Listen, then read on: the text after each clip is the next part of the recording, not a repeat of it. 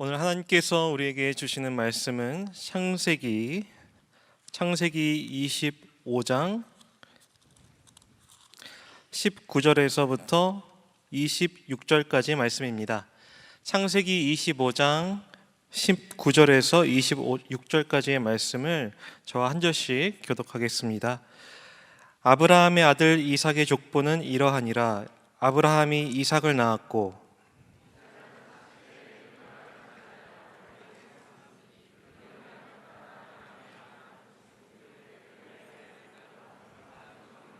누이였더라.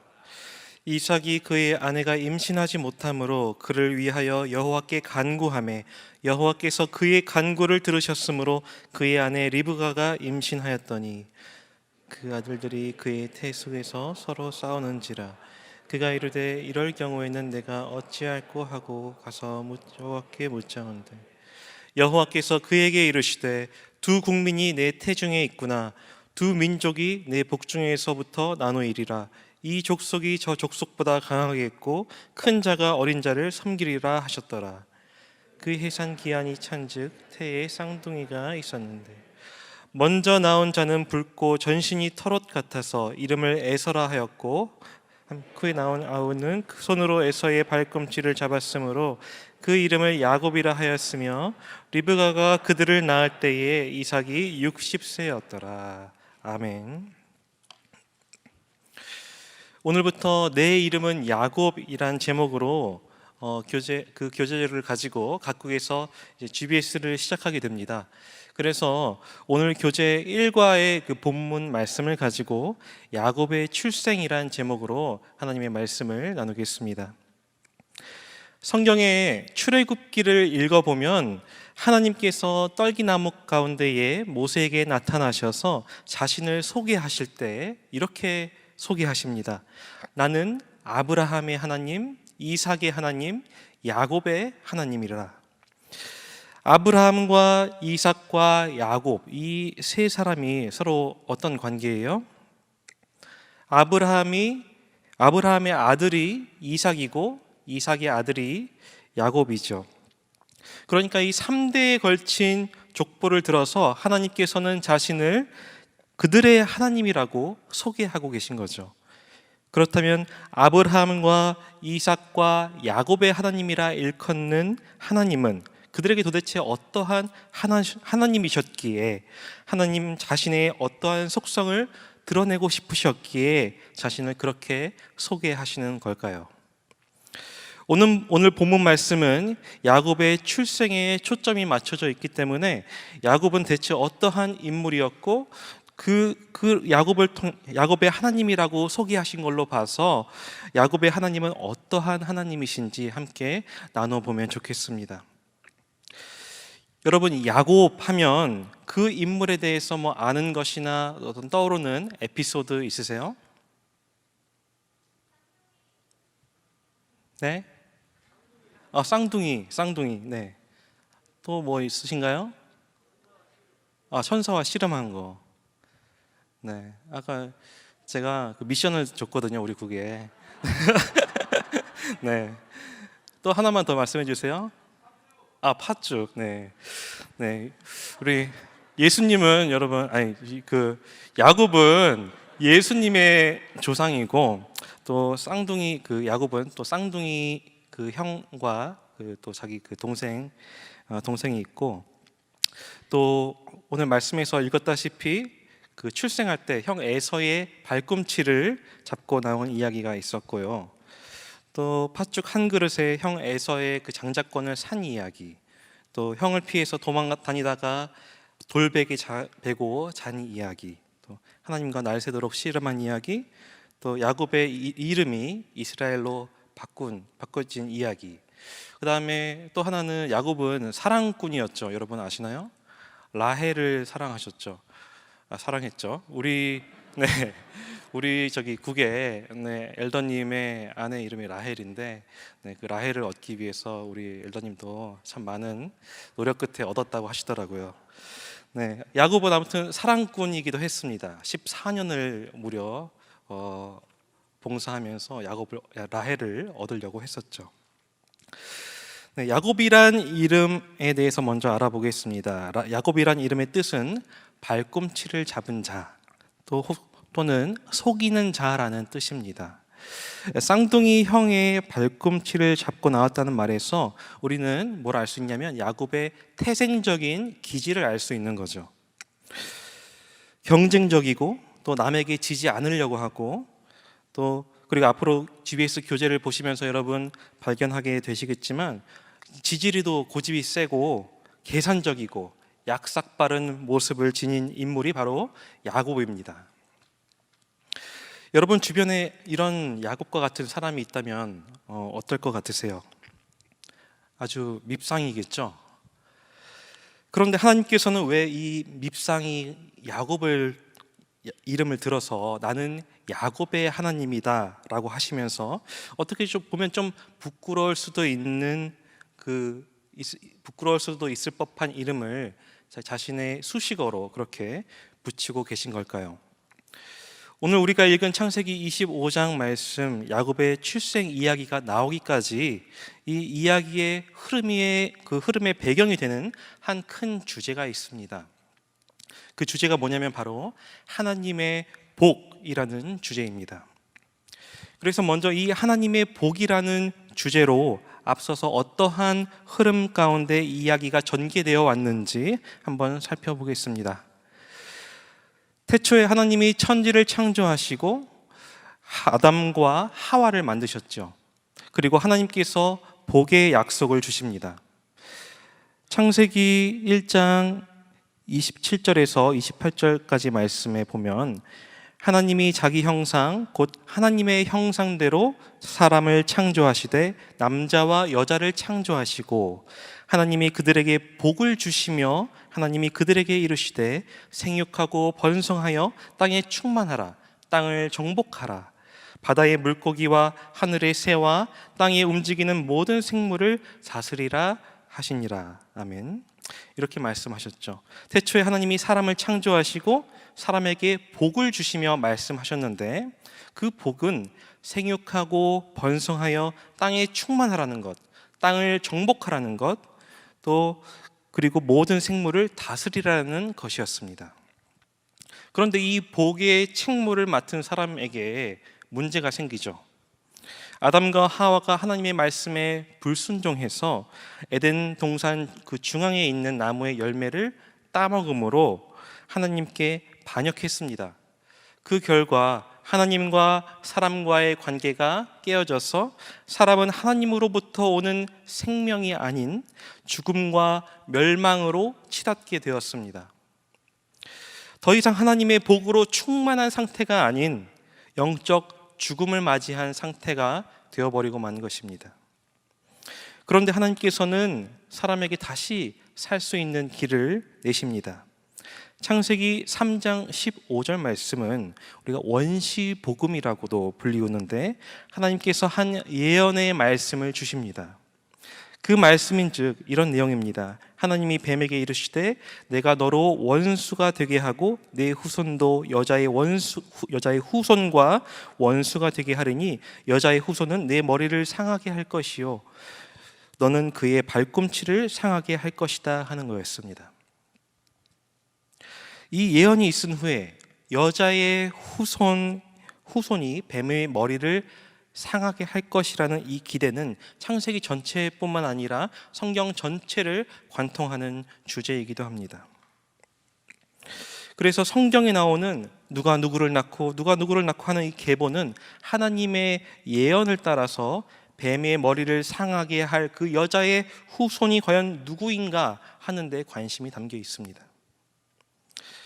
그러한 여자의 후손에 대한 기대가 있는 가운데 하나님께서는 아브람이란 아담의 후손에게 나타나셔서 복을 약속하십니다. 그 복의 내용은 이러했죠. 창세기 12장 2절에서 3절 말씀입니다. 내가 너로 큰 민족을 이루고 내게 복을 주어 내 이름을 창대하게 하리니 너는 복이 될지라. 너를 축복하는 자에게는 내가 복을 내리고 너를 저주하는 자에게는 내가 저주하리니 땅의 모든 족속이 너로 말미암아 복을 얻을 것이니라 하신지라. 이처럼 사람이 하나님께 범죄하여 하나님에게서 멀어졌음에도 불구하고 하나님께서는 아브라함을 통해서 땅의 모든 족속이 너로 말미암아 복을 얻을 것이라 하셨습니다. 창세기 22장 17절에서 18절 말씀을 보면 또 하나님께서 아브라함에게 이런 복을 약속하십니다. 내가 내게 큰 복을 주고 내 씨가 크게 번성하여 하늘의 별과 같고 바닷가의 모래와 같게 하리니 내 씨가 그 대적의 성문을 차지하리라. 또 내 씨로 말미암아 천하 만민이 복을 얻으리니. 하나님께서는 아브라함의 자손들 중에서 한 사람을 통해서 천하 만민이 복을 받으리라고 약속하십니다. 이 기대가 바로 우리가 앞서 나눈 창세기 3장 15절 말씀에서의 그 여자의 후손에 대한 그 약속을 바탕으로 하고 있습니다. 그러니까 이 뱀의 머리를 상하게 할 여자의 후손에 대한 기대가 아브라함을 지나 그의 아들 이삭과 또 손자 야곱으로 이어집니다. 창세기에서는 이 여자의 후손의 계보를 쫓아가다가 이제 오늘 창세기 25장에 이르러서 야곱의 출생 이야기가 나오고 있는 것입니다. 여기까지가 우리가 오늘 야곱의 출생 이야기가 등장하고 있는 큰 주제적 배경에 대해서 우리가 살펴보았고, 이제 본문 말씀으로 들어가 보겠는데요. 하나님이 아브라함에게 약속하신 복의 상속자인 야곱, 그 야곱이란 인물을 통해서 드러나는 하나님의 복과 그 복의 특성에 대해서 조명해 보려고 합니다. 여러분, 예수님을 믿고 어떠한 복을 받고 싶으세요? 마음속에 어떠한 복을 받고 싶으세요? 제가 예전에 담당하던 청년이 있었는데 가슴 아프게도 그 청년은 아니었고 그 청년의 어머님께서 교회에 한번 나오셨다가 어떤 물질적인 복을 기대하고 오셨다가 집안이 더 오히려 경제적 상황이 안 좋아지자 교회에 안 나오게 되셨다 하는 이야기를 들은 적이 있습니다. 여러분, 물질적인 복도 하나님으로부터 오는 복 맞습니다. 그런데 하나님은 부하게도 하시고 또 궁핍하게도 하시고 우리 하나님은 충분히 또 그러실 수 있는 분이시죠. 여러분이 생각하는 복은 어떠한 복인가요? 교회에 와서 신앙생활하면서 어떠한 복을 받고 싶으신가요? 장수의 복, 배우자의 복, 또 자녀의 복, 이런 것들이 떠오르지 않습니까? 그런데 성경에서 말하는 복은 궁극적으로 무엇을 말씀하냐면 생명을 말합니다. 생명을 말합니다. 다른 말로는 하나님 나라라고 하기도 합니다. 이것이 더욱 확장되면 예수 그리스도가 곧 복이시라는 걸로 나타나게 됩니다. 그렇다면 이 복의 특성에 대해서 우리 오늘 두 가지를 살펴보도록 하겠습니다. 첫째, 하나님의 복의 특성은 하나님께서 택하신 자에게 주시는 것입니다. 우리 말씀 한 곳을 살펴보겠는데요. 로마서 9장 10절에서 11절 말씀입니다.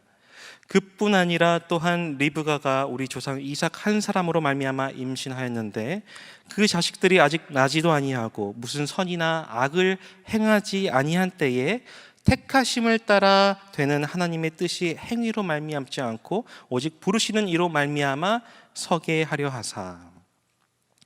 이 로마서 말씀에 보면 보다시피 하나님의 복은 자신이 선택해서 얻은 것도 아니고 자신의 노력으로 얻은 것도 아니고 자신이 태어나기 전부터 하나님의 뜻을 따라서 하나님의 복이 주어진다 말씀합니다.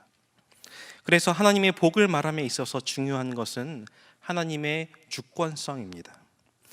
오늘 본문 말씀을 보면 야곱이 에서보다 한 발 늦게 나와서 장자권이 에서에게 주어졌지만 이 일과 상관없이, 그러니까 사람이 생각으로 하나님의 복을 전수하고 이어가는 게 아니라 하나님의 주권으로, 하나님 주권적인 택하심으로 예정된 자에게 이 복이 주어지는 것을 볼 수 있는 거죠. 왜 복의 수여에 있어서 하나님은 하나님의 주권적인 방법을 택하신 걸까? 신약 성경 에베소서 1장 3절에서 6절 말씀을 보면 이와 같이 말씀합니다. 찬송하리로다. 하나님 곧 우리 주 예수 그리스도의 아버지께서 그리스도 안에서 하늘에 속한 모든 신령한 복을 우리에게 주시되 곧 창세전에 그리스도 안에서 우리를 택하사 우리로 사랑 안에서 그 앞에 거룩하고 흠이 없게 하시려고 그 기쁘신 뜻대로 우리를 예정하사 예수 그리스도로 말미암아 자기의 아들들이 되게 하셨으니 이는 그가 사랑하시는 자 안에서 우리에게 거저 주시는 바 그의 은혜의 영광을 찬송하게 하려는 것이라. 아멘. 우리 고린도전서 1장 27절 29절에도 그와 비슷한 말씀이 있습니다. 제가 한번 읽어보겠습니다. 그러나 하나님께서 세상의 미련한 것들을 택하사 지혜 있는 자들을 부끄럽게 하려 하시고 세상의 약한 것들을 택하사 강한 것들을 부끄럽게 하려 하시며 하나님께서 세상의 천한 것들과 멸시받는 것들과 없는 것들을 택하사 있는 것들을 패하려 하시나니 이는 아무 육체도 하나님 앞에서 자랑하지 못하게 하려 하심이라. 아멘. 그러니까 이 하나님의 복은 철저하게 하나님께서 택하신 자에게 주어지는 것입니다. 애초에 죄로 영죽을 존재했던 사람이 자기가 받는 복에 대해서 나의 어떠함 때문에 받는다고 주장할 그런 정당성이나 이유가 전혀 없는 것이죠. 그래서 사람의 어떠함에 따른 것이 아니라 이 복은 하나님의 주권적인 복이다 하는 겁니다. 그런 측면에서 두 번째로 하나님의 복의 특성은 불가항력적인 은혜입니다.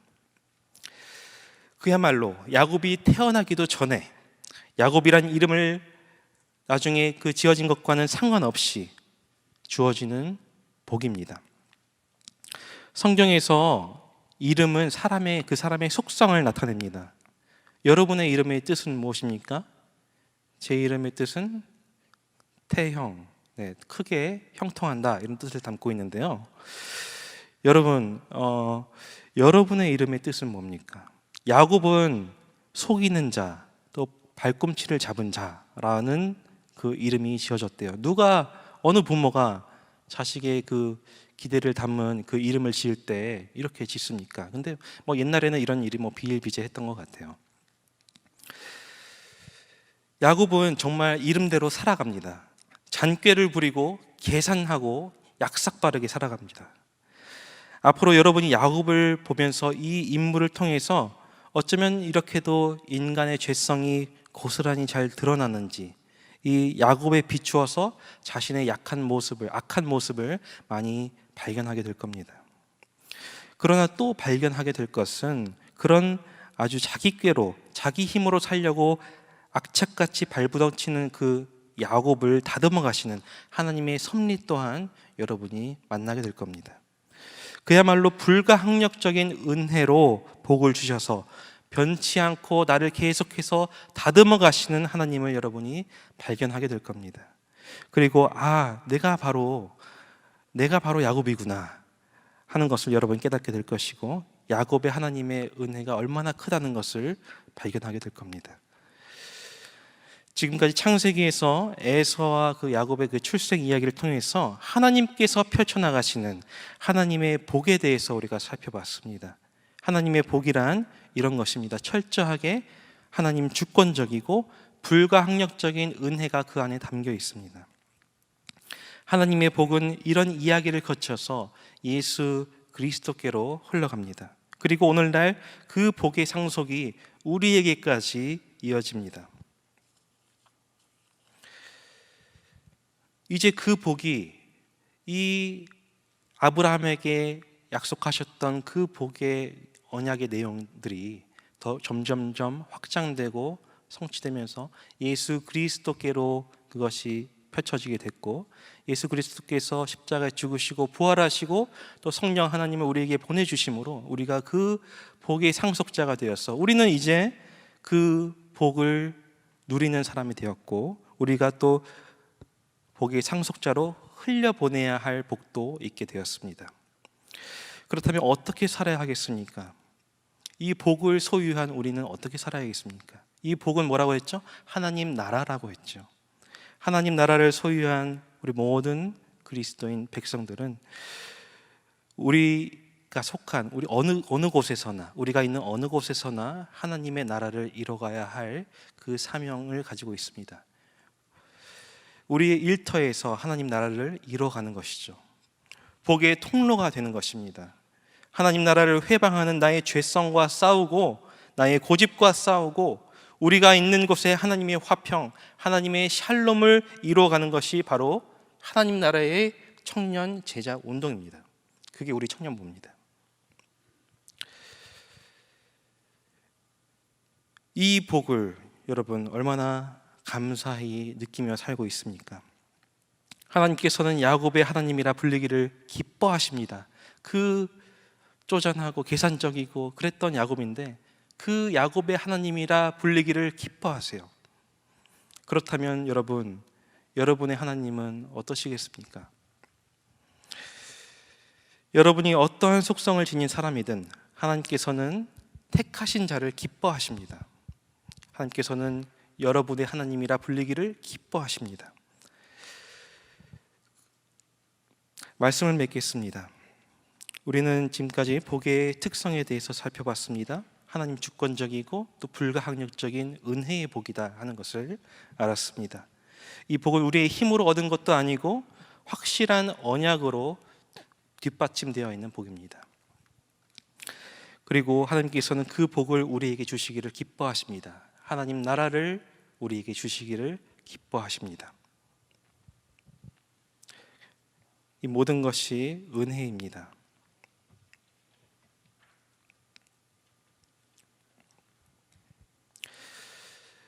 이 모든 것이 은혜라는 것을 알 때 우리는 이 복의 정당성을 주장할 수 없고 더욱더 겸손히 하나님께서 주시는 복을 누리고 더욱더 우리가 그 복을 앞으로 어떻게 소유한 백성으로 주변에 베풀면서 살아야겠는가, 이런 고민들이 여러분 앞에 앞으로 있으시길, 여러분의 일터에서 가정에서 있기를 바랍니다.